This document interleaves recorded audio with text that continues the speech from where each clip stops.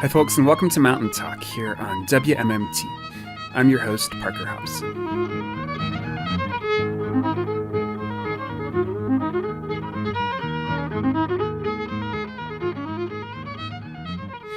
So just a few weeks ago, a chemical leak once again rattled the community of Institute, West Virginia.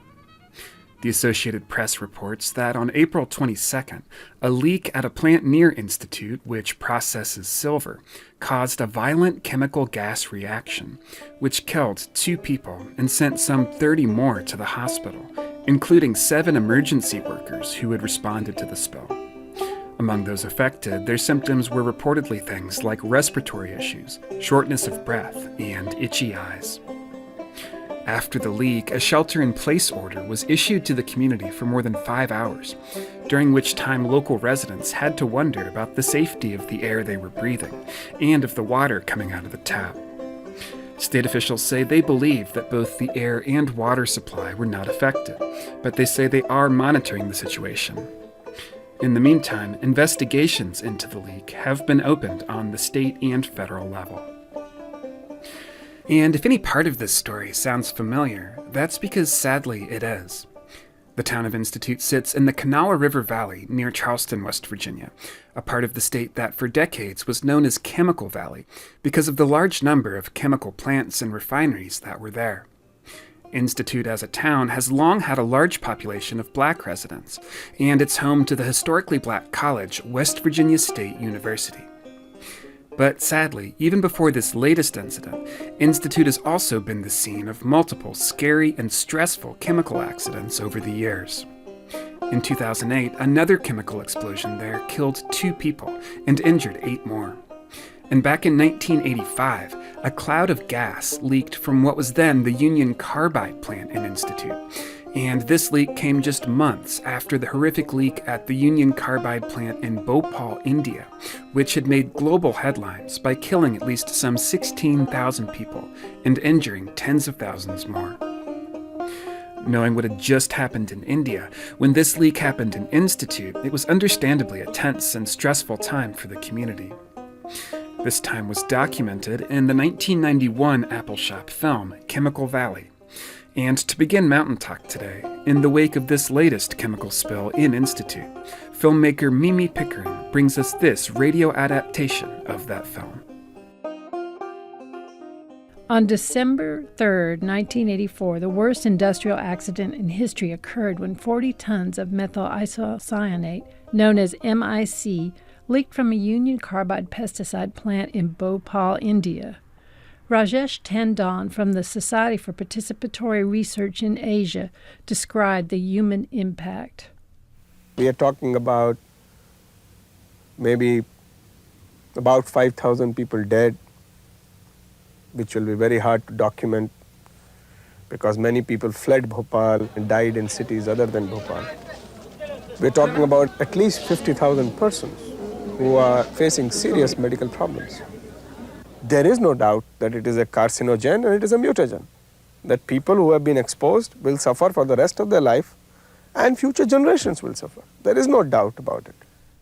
The only place in the United States that manufactured MIC, which is used in the process of making pesticides, was the Union Carbide plant located in Institute in the Kanawha Valley of West Virginia. Plant manager Hank Carwan addressed the media on December 11th. Good morning, ladies and gentlemen. All of us here at the Institute plant have been deeply saddened by the tragic event in India, and we extend our sympathy to all the people in the city of Bhopal. I'm pleased to have an opportunity to make a point here this morning.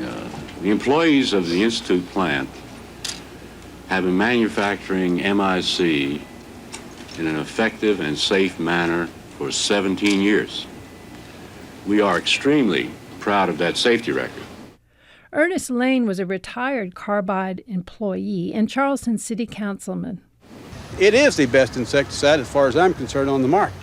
It saved the cotton crop in Egypt 2 or 3 different times. It also was used in India to reproduce and mass produce their wheat crop that saved thousands of people from starving to death.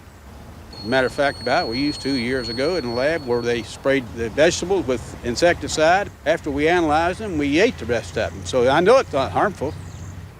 I just didn't believe that such a thing as Bhopal could ever exist or would happen. But it really shook this community up. And please believe me, the community is still quaking. That was Prince Ahmed Williams, a resident of Institute, which is a predominantly African-American community on the other side of the fence from the Union Carbide plant and home of historically black West Virginia State College. Mildred Holt also lives in Institute.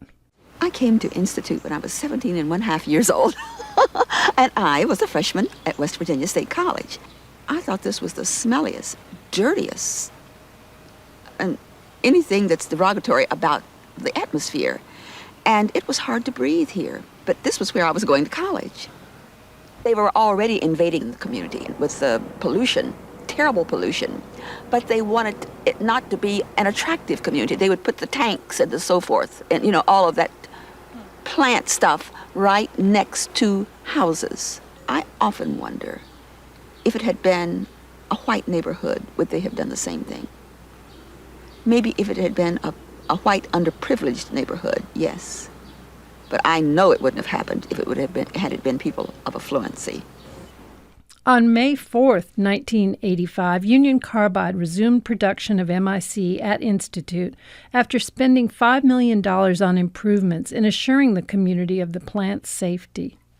3 months later, on August 11th, 1985, 500 gallons of aldecarb, oxine, and methylene chloride leaked from the Institute plant. Plant officials waited 20 minutes before warning the community. 135 people were hospitalized. Just looked just like a fog, a mist in the morning, dew. My head's been hurting me and sick in my stomach. When they told you it was a leak, what was the first thing that went through your mind? India, you're so helpless. There's nothing you can do, How far can you run?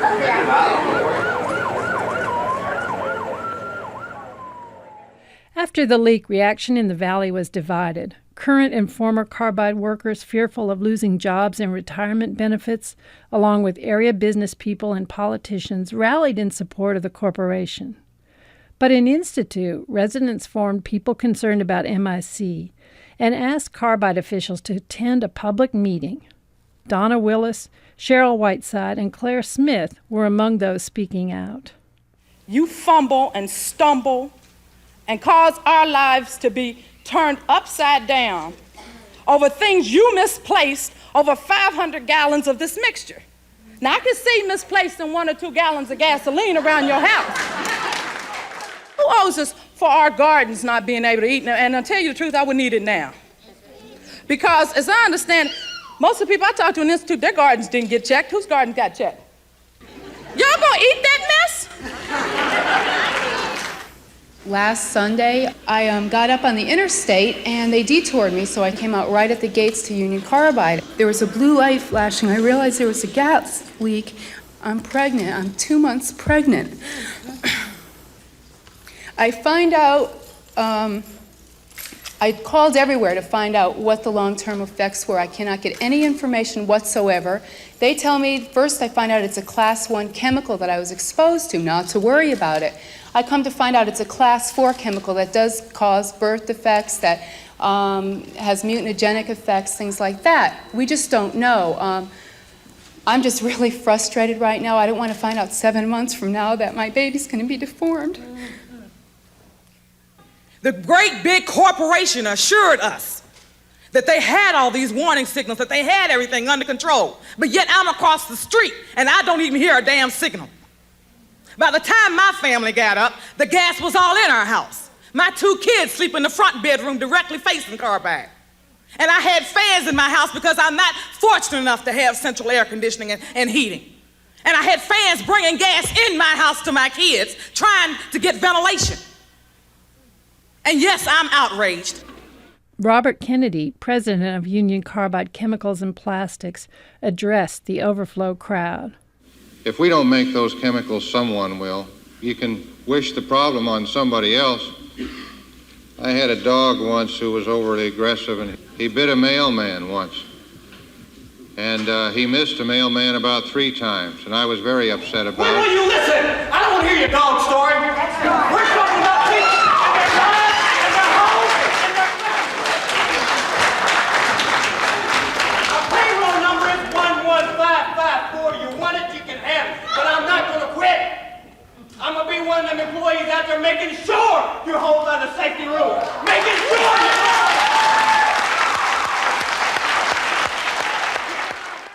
That was Eric Howard, one of the few Union Carbide employees to register his concerns.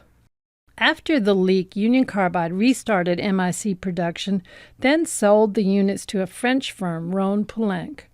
Members of people concerned about MIC continued to press for answers to their questions about what hazardous chemicals were made and stored in the plants and the plans for community safety. Fred Millar, an expert on hazardous waste, assisted the group as they pressured officials to implement the provisions of the Community Right to Know Act, passed in the wake of Bhopal.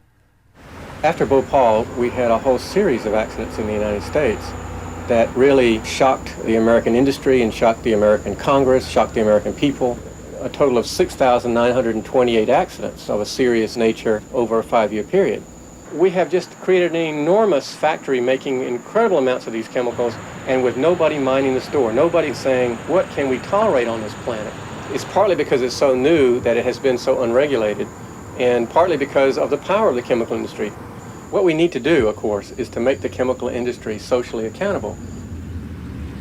Despite opposition and foot-dragging from industry, regulators, and politicians, people concerned about MIC continued to press for the reduction of hazardous chemicals in the valley. After a 25-year battle, Bayer Crop Science, owner of the Institute plant, agreed to close the MIC unit. Leslie Willis talked about what changed after Bhopal. What happened with Bhopal and also with the Aldicarb thing here in Institute, something changed forever in our minds. I mean, never again are we going to go back to a time when the citizens are just going to trust. Our kids are at stake here. You know, the future of this valley is at stake here. And I don't want to leave it up to the people who are making lots of money off the stock, dividends, who don't even live in the valley. I don't want to leave it up to them to make the decisions about what chemicals are produced, how they're produced, what's a minor incident. And I think what we have to do is concentrate on controlling our own backyard. For WMMT, this is Mimi Pickering reporting.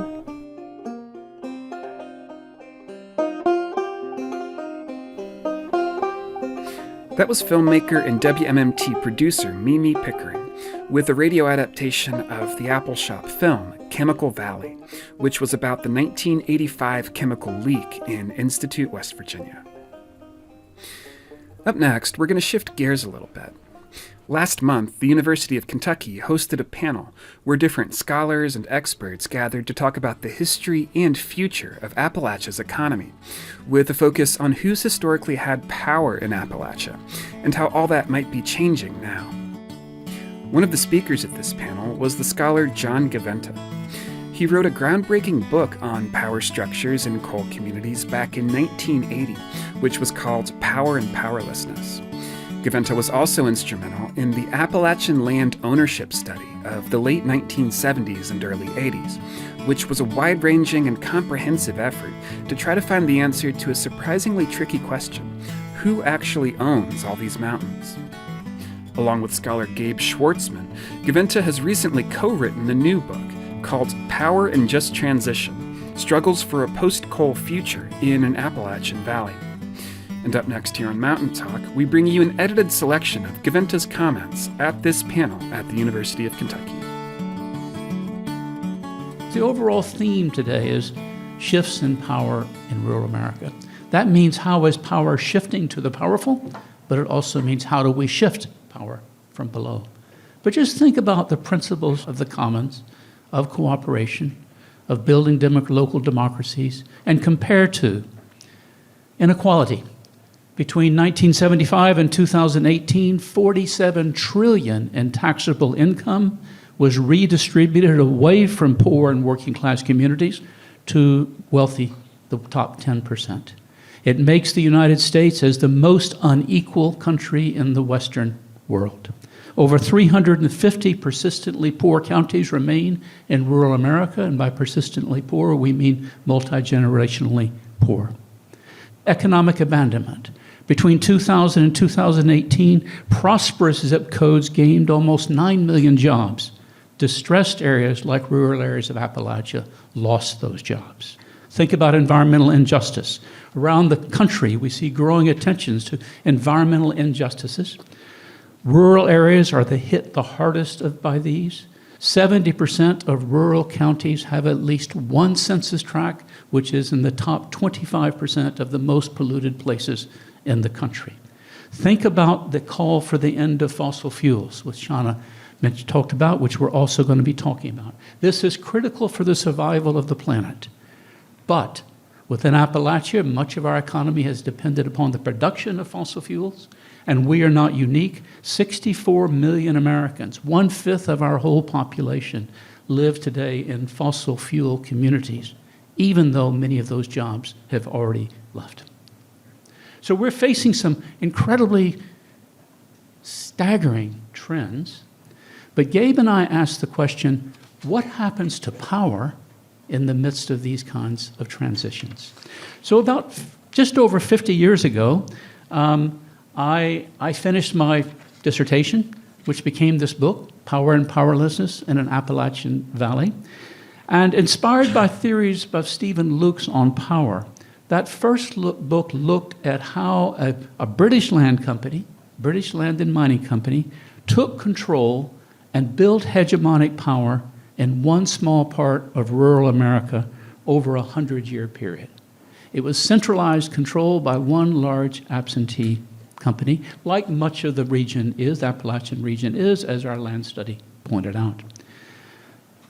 Three or 4 years ago, I returned to that valley, thinking I would update that first book from 50 years ago, and I would add a chapter or two about what's happened since. But when I got into that story, I realized that actually this one valley epitomizes so many important transitions that we're facing across the world. It deserved a whole book in and of itself. And I was lucky enough to meet Gabe Schwartzman, who was finishing his PhD in the same place I did mine 50 years before. And we joined forces to give kind of an intergenerational view of how power shifts in these transitions of change. Now, the study, we look at one place, what we call the Clear Fork Valley, which cuts across 4 counties, 2 of which are in Kentucky, 2 of which are in Tennessee, down near Middlesboro, down near Cumberland Gap. And like much of the Appalachian region, that was once a thriving mining area. Across those 4 counties, 20 years ago, there were lots of jobs, there was lots of coal camps, there were lots of mining communities, there were lots of common meeting places, there was a sense of the commons in some isolated places. But today in that valley, there are no jobs left. There are no, across the 40-mile length of the valley, except for the churches and schools, there are no public meeting places, no restaurants, no other places that people can come together and discuss their issues. And when jobs close in a region whose identity and structure has been built around a single industry, it's more than simply a job loss. It's a loss of identity, it's a loss of services, services go bankrupt, there's a sense of abandonment. And as I began to work in that area, Gabe and I had a workshop, and we were with some of the community folks, and we asked, well, who has the power when the mines close? And as one woman said, I'm not sure who has the power now. Is there anyone who's in power anymore? I mean, we can think of a few people who have the power, have more sway here than others, but there's nothing like the coal company. So we want to ask how power changes, what new actors enter the scene, but also what are the new opportunities and spaces for organizing the alternatives when that vacuum of power above leaves. Now, we also use this one case to speak to this big global question of transition. I don't think I need to say too much about that, but we know, I think it's very timely that this next week, 50 countries are gathering in Colombia to talk about a global plan for moving beyond a fossil fuel-based economy. And we use this one place in Appalachia to look at some of these how power shifts, not just locally, but to draw some global lessons. So I'm going to hand over to Gabe in a minute, but let me just share maybe 3 things we learned about power in this one micro case studies. In extraction zones like this one, where the whole economy and identity, et cetera, politics has been built around one set of jobs, just transition isn't simply a matter of shifting technologies of power. It's not simply replacing coal for renewables. It means shifting the whole identity of the community. And extraction zones like this one leave behind a legacy of interrelated inequalities. Poverty, the effects of an opioid epidemic, another example of a pharmaceutical industry targeting a region to exploit the health, disability, unemployment, denuded landscapes. So the constant message we got from the community here is that any message about any possibility for justice and a just transition to the future has to include remedying the injustices of the past. We can't simply think about shift technology, it's easy, and then we will be okay. No, we have to clean up the messes that have been left behind as we think about how to build a more just future. The second thing is that we really surprised me to agree, and I think that those of you in Kentucky know a lot about this. Even when the mines closed, it doesn't mean that the power of the mining industry and the elites of the power in the mining industry went away. And in fact, somewhat the opposite. As the mines closed, the mine owners struggled more and more to cling on to old power. They didn't think, how can we join forces with community and think about new futures for the communities? They fought any kind of opposition, any kind of attempts to build alternatives because it threatened their power. How did they do this? Several ways. First, there was a major movement to weaken countervailing power. The United Mine Workers of America, once very strong throughout the region, was systematically dismantled. Secondly, they shored up their political power. We have some graphs in the book that, ironically, the more the mines closed, the more the fossil fuel industry and mining companies contributed in political contributions to lobbyists in Washington. Dramatically, you can see it quite dramatically. The more they spent in political lobbying to protect their declining production, and they also did something else very important. Whereas in the past, they always gave political contributions to both Democrats and Republicans, 97% of those rising contributions went to climate-denying Republican conservatives. So they built power, and they built power amongst a particular base. And thirdly, of course, they continued to build their own ideological power. Somehow, in a place that's had a long history of class consciousness and political awareness, they were able to shift the narrative from the worker and the communities versus the companies to the workers and companies are all one big happy family, and anybody who challenges us is against us.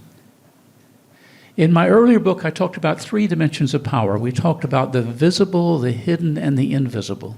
And we talked about how power holders work to hide real power and actually to get people to eventually internalize their own powerlessness, so they accepted an unjust status quo. But we realize that those 3 dimensions are only part of power. In a global economy, we have to look at how we link power from the local to the national to the global and build alliances in order to do that. But we also realize that people have more power in their spaces than they might have in those public spaces. So people we think of powerless aren't powerless. They're only powerless in somebody else's space. They have lots of power in their space.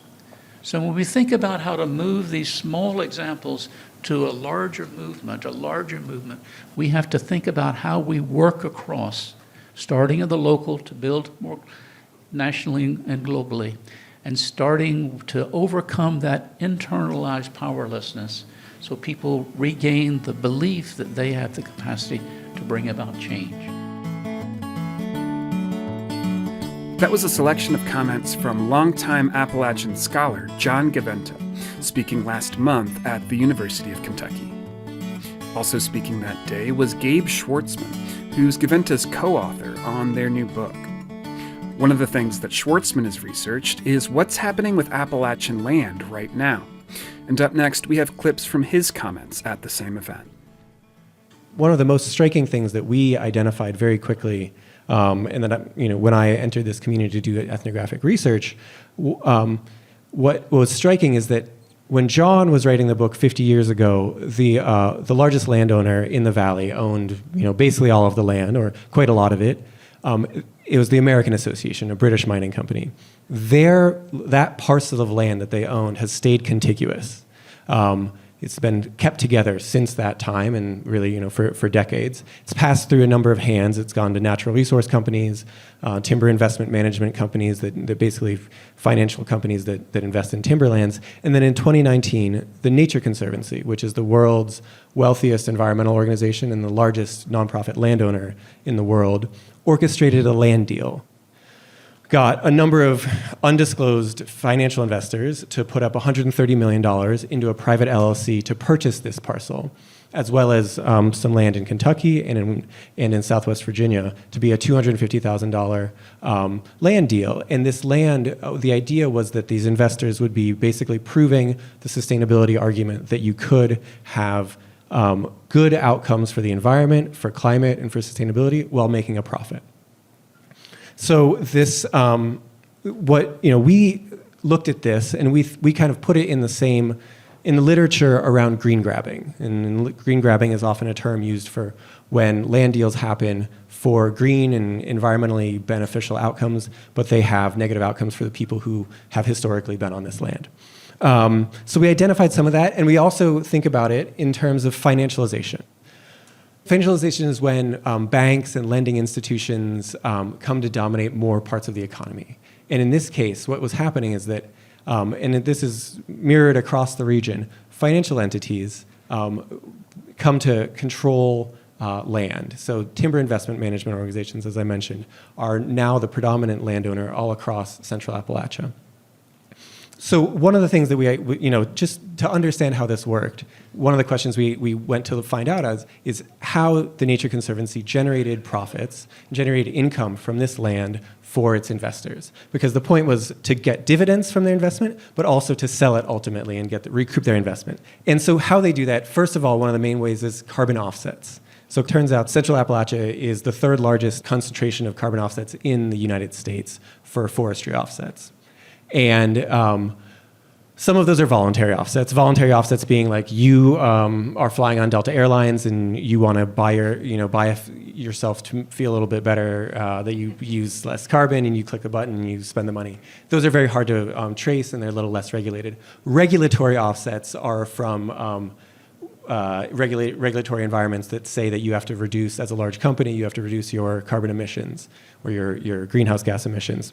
California being the largest and kind of the most important one that is relevant. And California carbon offsets have been bringing hundreds of millions, if not more, dollars to landowners in Central Appalachia. So the Nature Conservancy, in one component, was able to get $20 million from one futures contract from carbon offsets on one piece of this little land, just to give you a scale.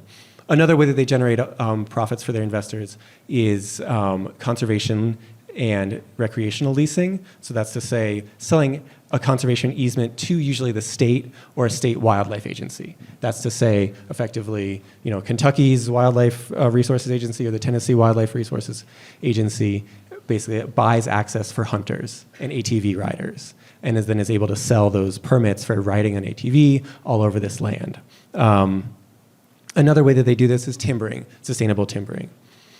What we were very interested in financialization is the way that it actually shifts power. And when John wrote the first book 50 years ago, the locus of power, that where it really happened was in the antagonistic relationship between mine owners who ran a mine in that community and the communities and workers nearby.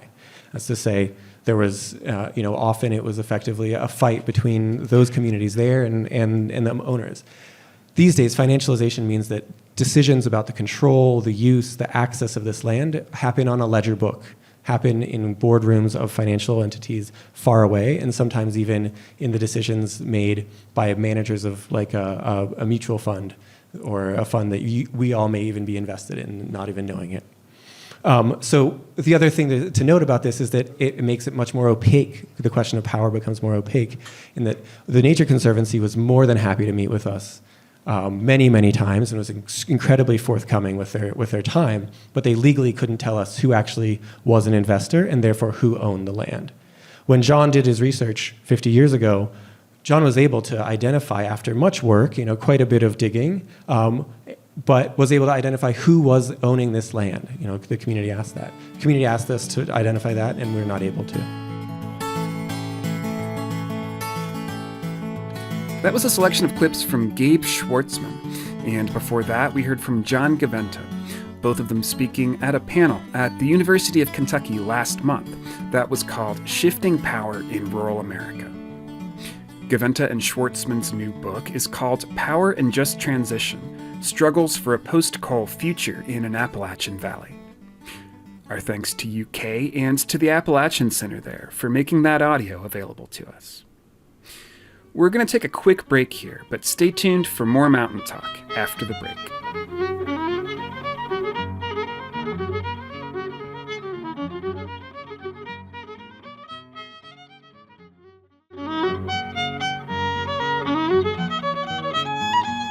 Welcome back to Mountain Talk here on WMMT. I'm Parker Hobson.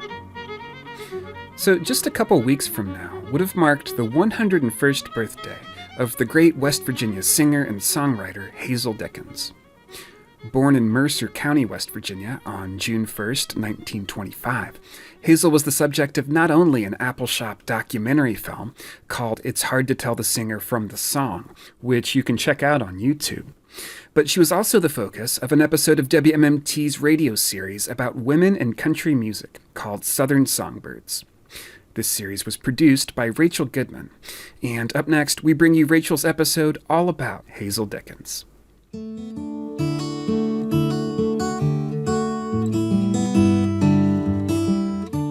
There's not much that's left here that ain't all broke down, writes singer Hazel Dickens.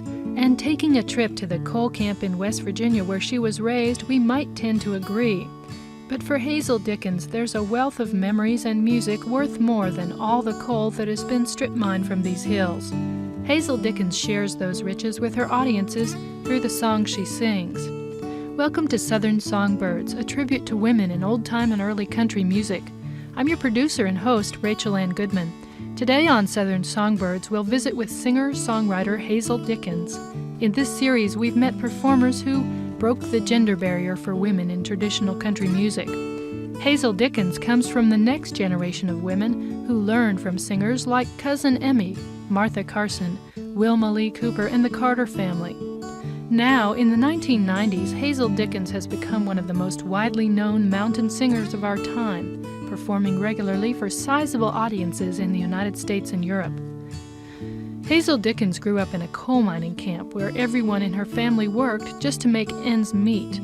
Coal camps were constructed around the turn of the century by the coal companies to house miners and their families. They were rows of small, often poorly constructed houses, close together in steep valleys near the opening of the mines.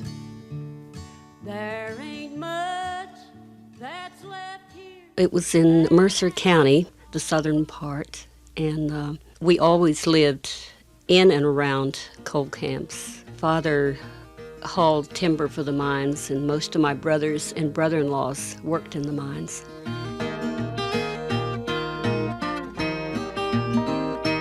West Virginia, oh my home. West Virginia's where I belong. In the dead of the night, in the still, in the quiet, I slip away like a bird in flight back to those hills, the place that I call home. It's been years now since I left there, and this city life's about got the best of me. I can't remember why I left so free, what I wanted to do, what I wanted to see. but I can sure remember where I come from. West Virginia, oh, my home. West Virginia's where I belong. In the dead of the night, in the still, in the quiet, I slip away like a bird in flight back to those hills, place that I call home. Hazel Dickens' father played the banjo when he wasn't hauling timber for the mines or preaching on weekends. The primitive Baptist hymns had a profound influence on Hazel and continued to be an important part of her music. In that church, it's mostly unaccompanied singing, and people usually sing together. And there's no instruments in the church, so it's just all the voice, which I still love to this day. I think it's some of the prettiest singing, actually, that I've ever heard. To just hear that many voices singing a cappella. That is the first music I ever heard. And it and other things that I heard on the radio and heard from neighbors. We listened to the Carter family a lot, and we heard what was coming over the Grand Ole Opry at that time, which was Roy Acuff in his earlier years, and a lot of the early string bands. Uncle Dave Macon, I didn't know him, but my father had records of him, and that was one of his favorite banjo pickers. And Cousin Emmy, a really fireball of a woman banjo picker and singer, and that was one of his other favorites. So I had a good mixture of male and female roles to model myself after. Oh, beautiful hills of Galilee,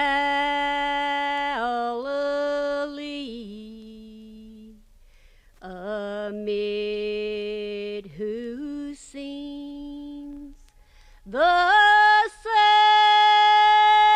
Savior dwells, your flowers that bloom so beautifully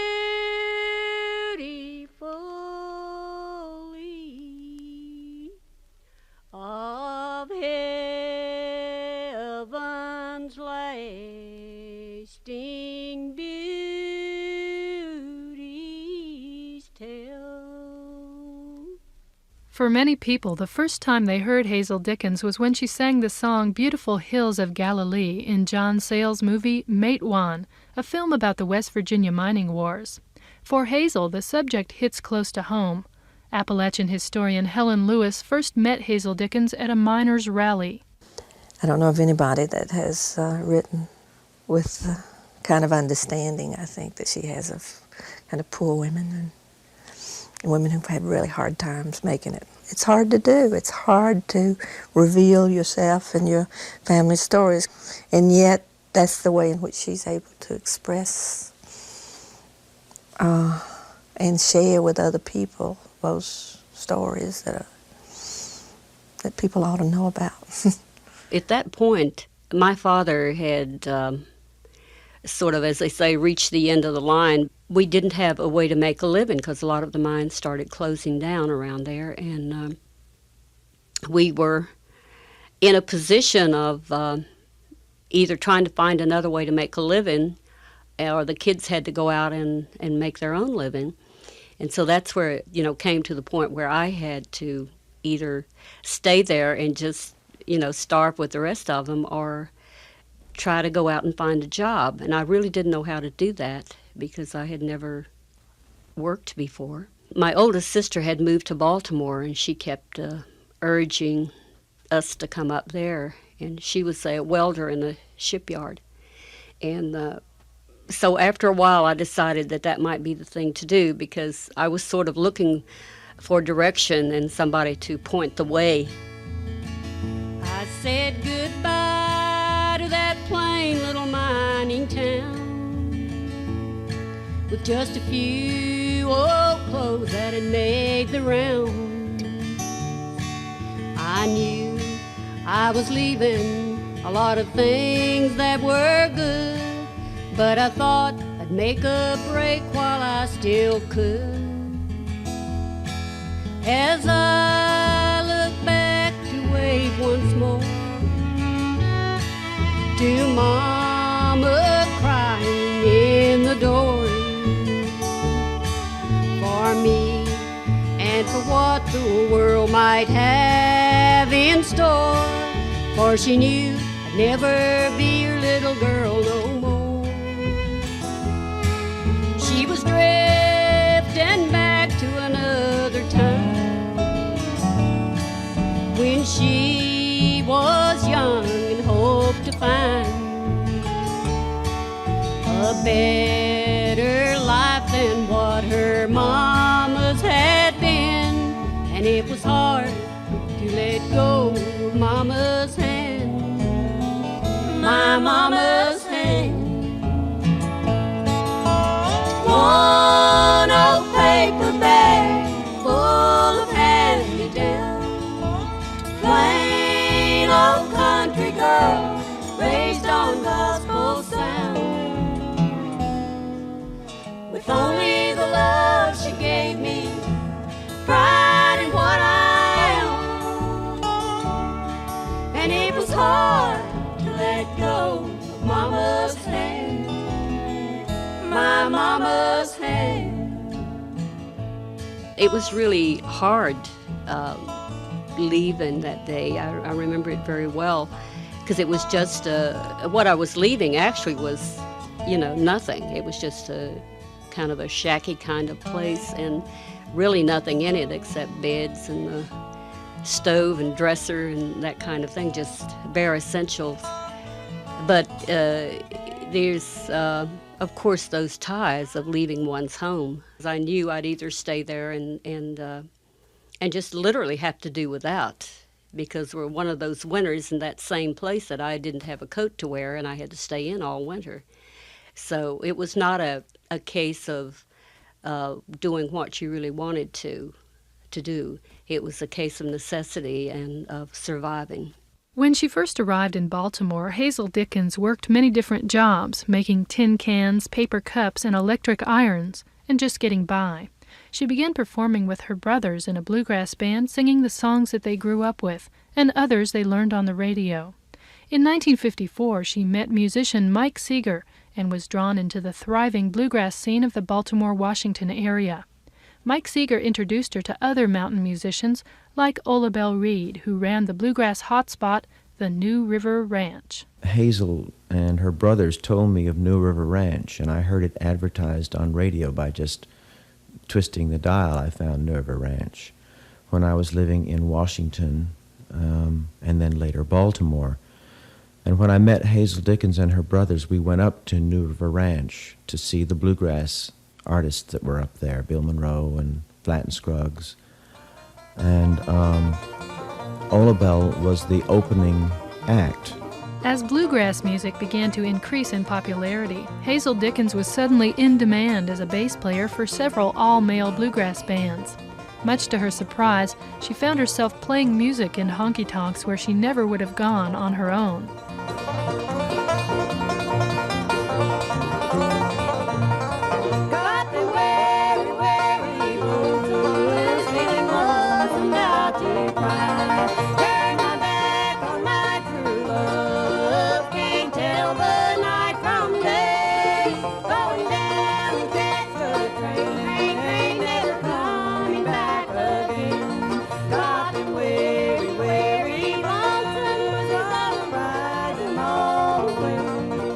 Being part of an all-male band was not what I had actually thought that it would be, because I had been protected before when I'd played with my friends and my brother, because I was very much being part of things, part of the singing and part of the decision-making.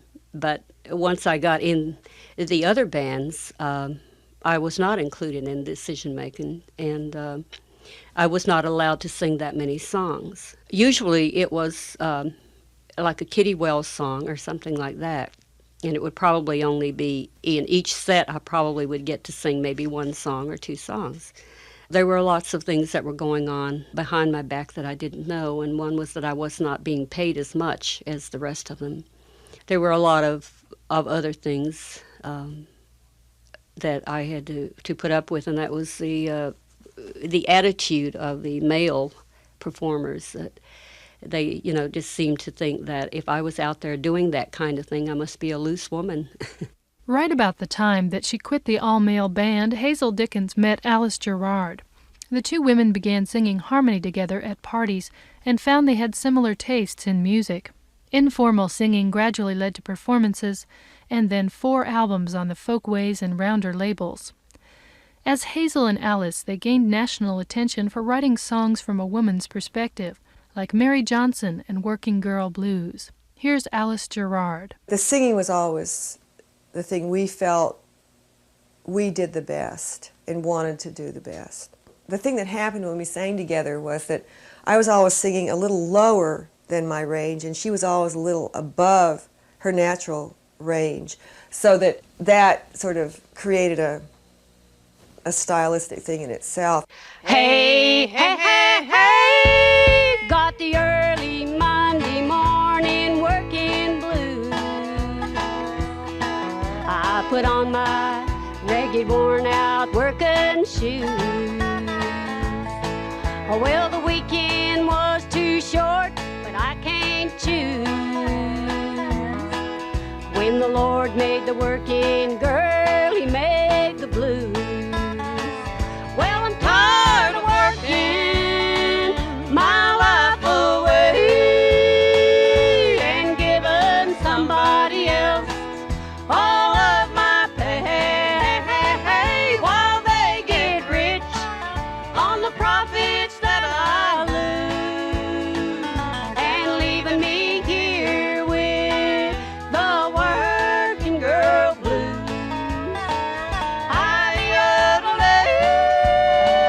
Working girl blues, and I can't even afford a new pair of shoes while they can live in any old penthouse they choose. And all that I've got is the working girl blues. I had never entertained the idea that I would be a singer, of course. I never had that kind of ego. Hazel Dickens and Alice Gerard recorded with some of the most talented young bluegrass musicians of the 1970s, among them David Grisman, Norman Blake, and Kenny Baker. While on stage they were singing songs with feminist lyrics, backstage they were struggling with reality. The thing about playing with other bluegrass musicians, I mean, as much as the men were friends of ours and very encouraging for the most part, there was something in us, it's a conditioning that women have, which gives over, it just automatically gives over to the male role within a band. You're content to play backup guitar, you're content to play bass, you're content to let them choose the songs. And I think we were kind of like that. Hazel and Alice teamed up with Tracy Schwartz and Mike Seeger to form the band The Strange Creek Singers in the early 1970s, and together they toured Europe. Helen Lewis remembers how Hazel's songs affected the crowds there. And Hazel and Alice and Mike Seeger and Tracy Schwartz were on tour, and they had gone to Germany, and on their way back they stopped and spent a few days with me. And I had them perform at miners' clubs all over South Wales. Hazel sang her coal mining songs, and she had people in tears in the Rhondda Valley when she sang Black Lung. He's had more hard luck than most men could stand. The mines was his first love, but never his friend. He's lived a hard life, and hard he'll die. Black lungs done got him, his time is nigh. Black lung, you're just biding your time. Soon all this suffering I'll leave behind, but I can't help but wonder what God had in mind to send such a devil to claim this soul of mine. He went to the boss man, but he closed the door. Well, it seems you're not wanted when you're sick and you're poor. You're not even covered in their medical plans, and your life depends on the favors of man.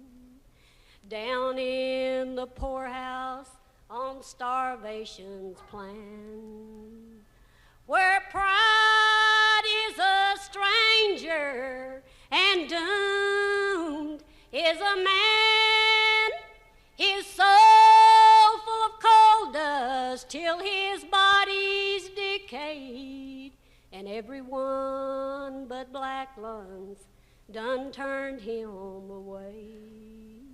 Hazel Dickens wrote Black Lung about the experience of watching her two brothers die from pneumoconiosis. When Hazel and Alice joined concert promoter Anne Romaine on the Southern Grassroots folk tours, Hazel began writing more political songs. Don't Put Her Down, You Helped Put Her There, and My Better Years gave dignity to the lives of working women. Alice Gerard remembers how well received she and Hazel were in all but a few instances. The audiences that we played for on those tours were Southern audiences because the tours went all together in the South. And they were all almost entirely real grassroots audiences. And sometimes they were politically converted because we'd be playing for the such and such strike or the coalition for this and that. And they already knew what they were working for, and we just fit right in with that. But sometimes they weren't. They were integrated tours at a time when you could still get run off the road if you had blacks in the car. To me, when you see what Aunt Molly Jackson and Sarah Gunning did, it was a similar idea. It's not that a protest song is new, but it's the way that you express the things and whether you express the possibility for a solution. Some people don't think of rural people as having the ability to be radical, but they're some of the most radical and class-conscious people in the world because they're thinking about it all the time. They're not just there taking it like a lot of people think. Well, I think she has maintained that real traditional style of voice, and she writes songs from her experiences, and that's kind of the most moving kind of songs. But it's kind of like modern experiences and hard experiences set in a traditional style. I mean, a lot of them sound like old lined-out hymns, you know. Hazel has a real old-time sounding voice in a way, and it doesn't fit into a category. Hazel, to some extent, has defined herself by her songwriting and political songwriting. For the past decade now, Hazel Dickens has been pursuing a solo career. She recently appeared at Appleshop's Seed Time on the Cumberland Festival in Whitesburg, Kentucky. Thank you very much.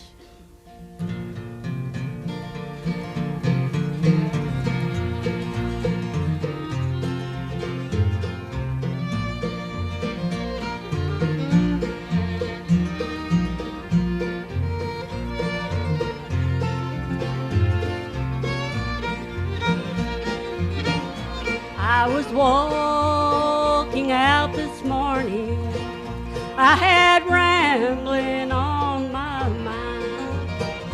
Well, I'm gonna catch that special, it's a train called Lonesome Pine. You can hear that whistle blowing as she's coming down the line.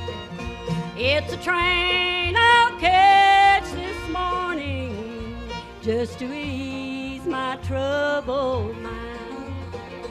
Ole ho, ole ole, ole ho, ole ole.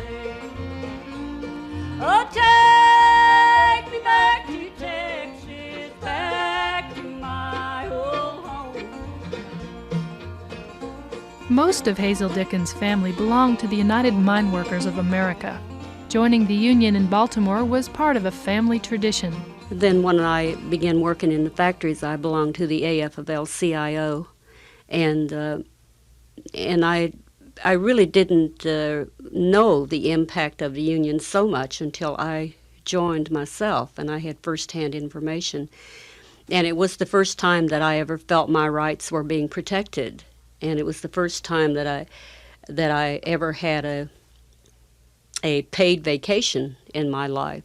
It was very nice to have somebody looking out for my rights and standing by when you needed somebody to talk to, or was some grievance that you could take to them, and they would help you fight it. Hazel Dickens appeared at a benefit for the United Mine Workers of Virginia during their strike against the Pittston Coal Company.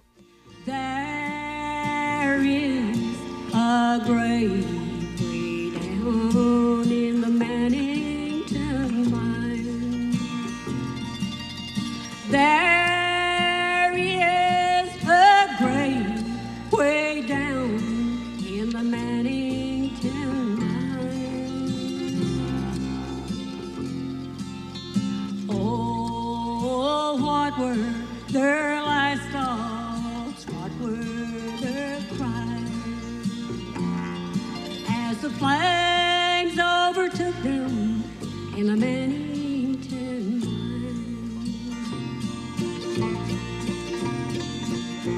So don't you believe them, my boy, that story's a lie.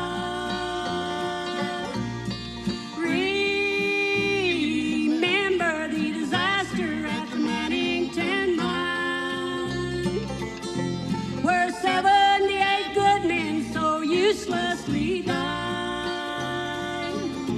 Oh, don't follow your daddy to the Mannington mine.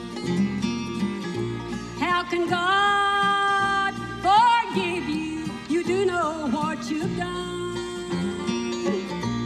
You've killed my husband, now you want my son. My preference is, rather than doing the big concerts, my preference is singing to a political audience, because I think that they just build a kind of fire under you that nobody else can, and it just keep you going, and you don't even want to quit when you quit, because it's just very exciting to be able to sing to people like that. Without the audience, you wouldn't be anywhere. You'd be singing to the four walls.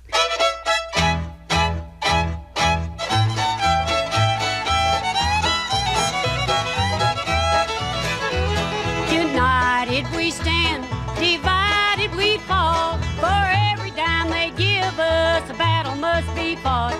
So working people, use your power, the key to liberty. Don't support that rich man style of luxury. And there ain't no way they can ever keep us. You've been listening to an episode of the former WMMT series, Southern Songbirds, about West Virginia singer and songwriter Hazel Dickens. That series was produced by Rachel Goodman here at Appleshop back in 1990. And that's it for Mountain Talk today. Thanks so much for listening. For WMMT and with Mimi Pickering, I'm Parker Hobson.